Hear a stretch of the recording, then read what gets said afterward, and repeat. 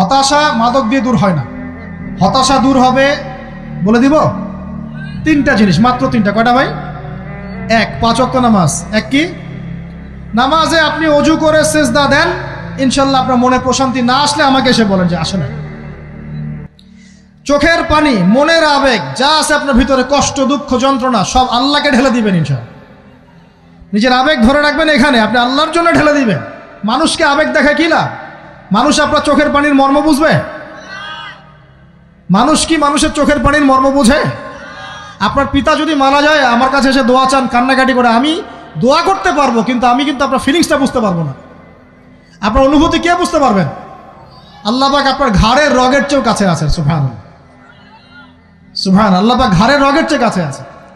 গতকালকে বাংলাদেশের একজন বরেণ্য আলেমের সাথে একটা কনফারেন্সে ছিলাম। উনি বলছিলেন যে এক ব্যক্তি, এটা শোনেন, এক ব্যক্তি খুব তার শখ যে তিনি সাহাবীদের মতো নামাজ পড়া শিখবেন। কথা বুঝতে পারছেন? সাহাবীদের মতো নামাজ শিখবেন। তো একজন বরেণ্য আলেমের কাছে এসেছেন, এসে বলছেন যে আমাকে সাহাবীদের মতো নামাজ শিখিয়ে দেন। তখন সেই আলেম আরেকজন আলেমের সন্ধান দিয়েছেন, যা তুমি তার কাছে যাও, তিনি শেখাবেন। তো সেই ব্যক্তি একটু অবাক হয়েছেন, কারণ যাকে প্রশ্ন করেছিলেন তিনি অনেক বড় মুহাদ্দিস, আর যার কাছে পাঠানো হচ্ছে তিনি অত বড় মুহাদ্দিস নন, কিন্তু আবেদ, আমল করেন। তাকে গিয়ে বলছেন উনি আমাকে পাঠিয়েছেন সাহাবী বলা নামাজ শিখিয়ে দেন। তখন তিনি বলছেন ঠিক আছে, সুন্দর করে অজু করে আসো, সুন্দর করে অজু করে আসো। অজু করার সময় খালি খেয়াল রাখবা যে আমি অজু করছি শুধু আল্লাহর সন্তুষ্টির জন্য। কি খেয়াল রাখবেন? অজু করছি শুধু আল্লাহকে রাজি খুশি করার জন্য অজু করছে, আর কোনো উদ্দেশ্য নাই আমার। অজু করতে যাচ্ছে, তিনি আবার বলছেন দাঁড়াও, শুধু আল্লাহকে রাজি খুশি করার জন্য অজু করো। আবার শুরু করছেন, আবার বলছেন শোনো, শুধু আল্লাহকে রাজি খুশি করার জন্য অজু করো।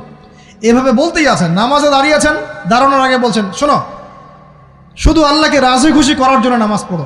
বলতেই আছেন। এক পর্যায়ে সে ব্যক্তি নামাজ শুরু করলো, নামাজে মনোযোগ এদিক ওদিকে যায়, আর তার মাথায় এটা আসে, এই শুধু আল্লাহকে রাজি খুশি করার জন্য আমাকে নামাজ পড়তে হবে, শুধু আল্লাহকে রাজি খুশি করার জন্য নামাজ পড়তে হবে।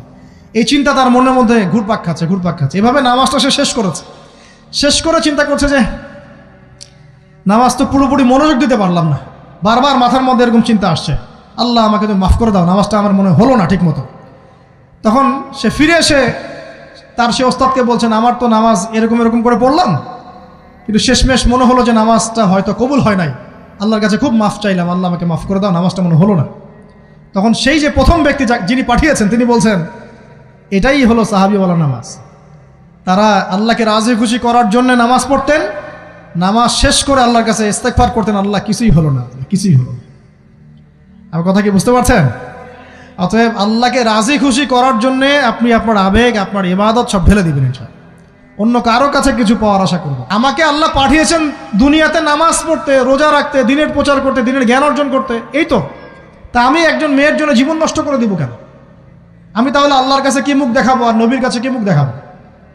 ওখানে গিয়ে বলবো আল্লাহ আমি আমার অমুক প্রেমিকার জন্য আশেক হয়ে একদম জীবন দিয়ে দিয়েছি, আত্মহত্যা করেছি। গেছে ভাই, যাইতে দেন। যে ব্যক্তি আপনার অবস্থানকে মূল্যায়ন করে নাই সে আপনার যোগ্য ছিল না।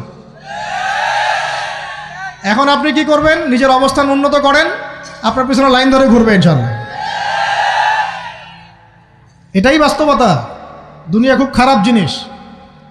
মানুষের অবস্থানকে মূল্যায়ন করে, মানুষের অবস্থানকেই মূল্যায়ন করে, কিন্তু আল্লাহ রাব্বুল আলামিন আপনাকে সর্বাবস্থায় ভালোবাসেন। আলহামদুলিল্লাহ। এই যে আমরা এখন অনেক পাপ করছি না, আল্লাহ কি আমাদেরকে আযাব দিয়ে ধ্বংস করে দিয়েছেন?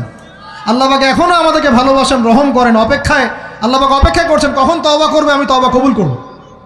এই কখন আমার বান্দা খালি একবার বলে আস্তাগফিরুল্লাহ, আল্লাহ পাক সাথে সাথে মাফ করে দেবেন ইনশাআল্লাহ। আর সেই আল্লাহকে ভুলে আপনি কার পিছনে ছুটছেন? আমরা কিন্তু নিয়াত করতে পারি ভাই যে আমরা যারা ওয়াজ শুনলাম জীবনে কোনোদিন সিগারেটে হাত দিব না ইনশাআল্লাহ। রাজি আছি ভাই? অন্য বড় বড় জিনিস তো বহুত দূরের কথা। আচ্ছা, অনেকে রাজি হয় নাই কেন?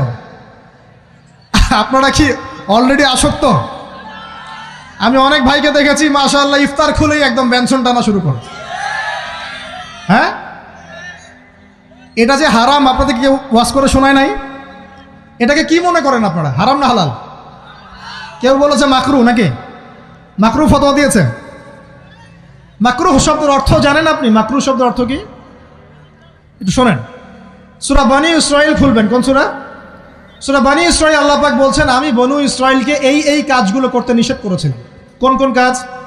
জেনা করো না, জেনার ধার কাছে যেও না, এতিমের মাল আত্মসাৎ করো না, শিরিক করো না ইত্যাদি। যারা আলেম আছেন তারা আমার কথা বুঝবেন। এই কাজগুলোর পরে আল্লাহ পাক বলছেন যে এই প্রত্যেকটা কাজ আল্লাহর কাছে মাকরুহ, অপছন্দের। কিসের? অপছন্দ। আর এটাকে আপনি সহজ মনে করছেন? নিয়াত করি আল্লাহ পাকের সন্তুষ্টির জন্য আমরা কোনোদিনও মাদকের সাথে সম্পৃক্ত হব না ইনশাআল্লাহ। আর বিশ্বাস করেন, শুধুমাত্র মাদকদ্রব্য নিয়ন্ত্রণ অধিদপ্তর এই আইন কানুন এগুলো দিয়ে, জরিমানা দিয়ে মানুষকে মাদক ছাড়ানো যাচ্ছে না, যাবে না। কেন যাবে না এটা আপনারা খুব ভালো করেই জানেন, আমি বলতে চাচ্ছি না। অনেক সময় মাদক বিরোধী কনসার্ট করে মানুষ, মাদক বিরোধী কনসার্টে ওঠার আগে এক বোতল ডাইল খেয়ে আসে আগে।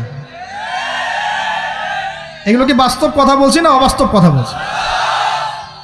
আমাদের যুবক ভাইরা কোশ্চিনকালেও মাদকের ধার কাছে যাবেন না ইনশাআল্লাহ।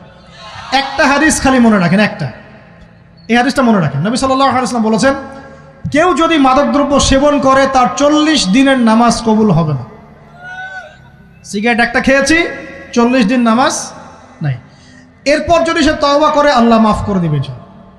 আবার যদি মাদক খায় আবার 40 দিন কবুল হবে না। যদি আবার তওবা করে আল্লাহ মাফ করে দিবেন।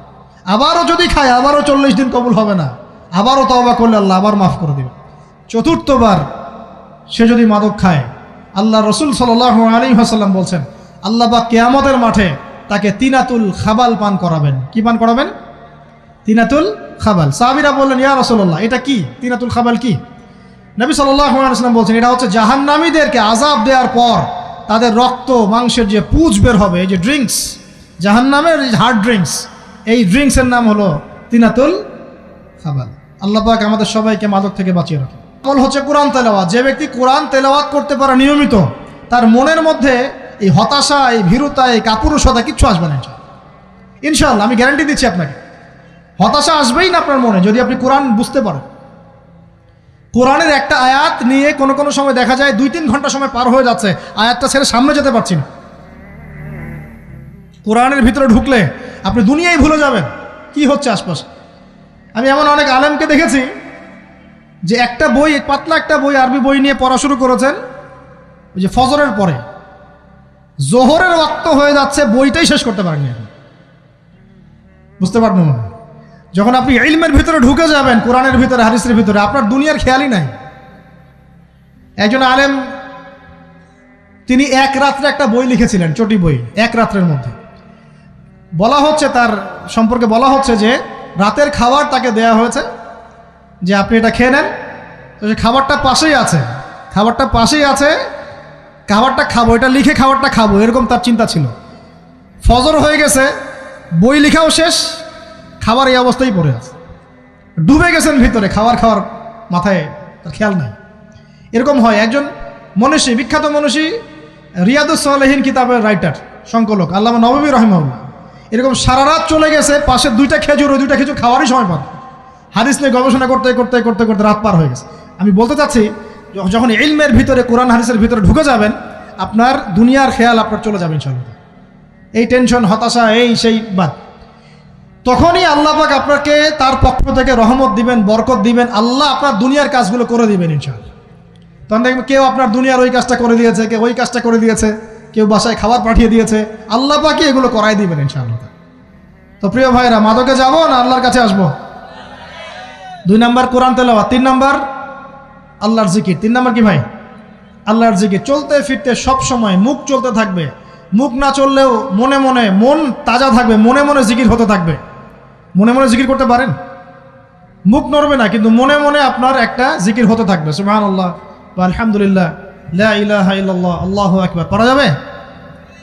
পারে। মানুষের মন কখনো চুপ করে থাকে না, কিন্তু মানুষের মন অলওয়েজ কিছু না কিছু চিন্তা করতে থাকে না, যতক্ষণ না ঘুমায় মানুষ।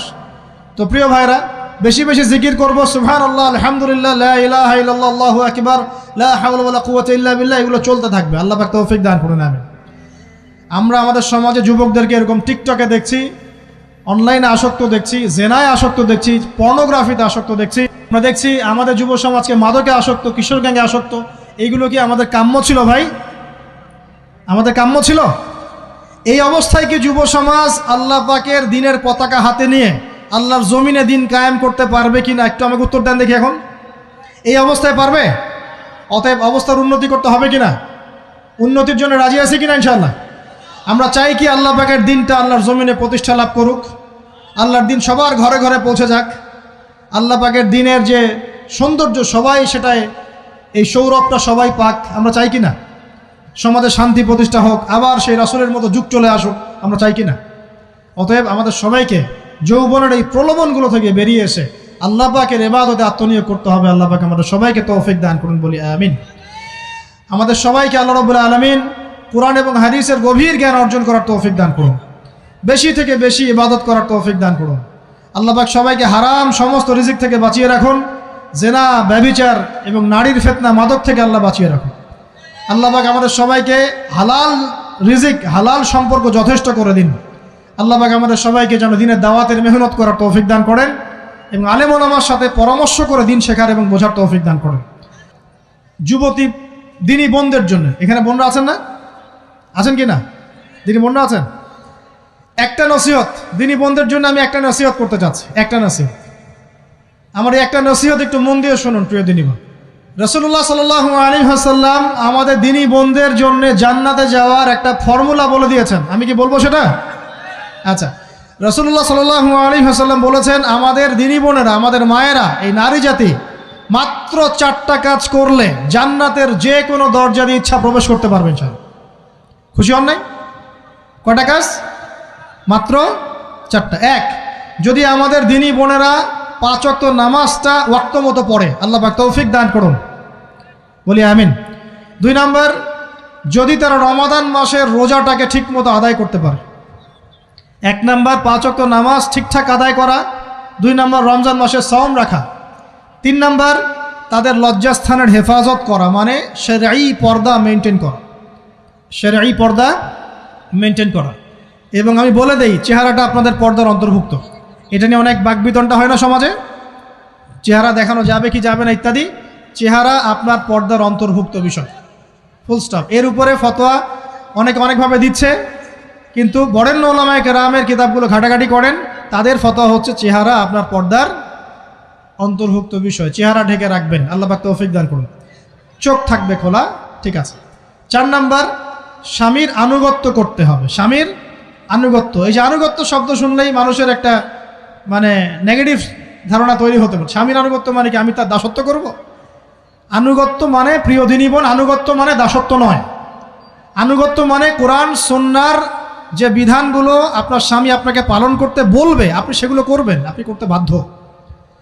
কিন্তু স্বামী যদি কোরআন সুন্নাহর বাইরে কিছু করতে বলে, সেটা মানতে আপনি বাধ্য নন। স্বামী যদি আপনাকে বলে যে সুদ খাও, এই যে সুদী এনজিওতে আসো, নাম লেখাও। স্বামী যদি আপনাকে বলে যে আসো বেপর্দায় বাইরে যাই, সাজুগুজু করে বের হও, চলো ঘুরে আসে বেপর্দায়। স্বামী যদি বলে দেবরকে একটু খাবারটা দিয়ে আসো, আমার অফিসের কলিগ আসছে, খাবার পরিবেশন করো, আসো ডাইনিংয়ে আসো, এই যে হারাম কাজ, বেপর্দার আদেশ করছে, সুদের আদেশ করছে, আপনি সেগুলো পালন করবেন না। কিন্তু হালাল বৈধ যে কোনো বিষয় আপনি স্বামীর আনুগত্য করবেন, এটা আপনার উপর ফরজ। এই 4টা কাজ যদি আপনি করতে পারেন, জান্নাতের যে কোনো দরজা দিয়ে ইচ্ছা আপনি প্রবেশ করতে পারবেন ইনশাআল্লাহ। আল্লাহ পাক আমাদের দিনী বোনদেরকে এই 4টা কাজ করার তৌফিক দান করুন। আমাদের সবাইকে আল্লাহ পাক জান্নাতের জন্য কবুল করুন, বলি আমিন।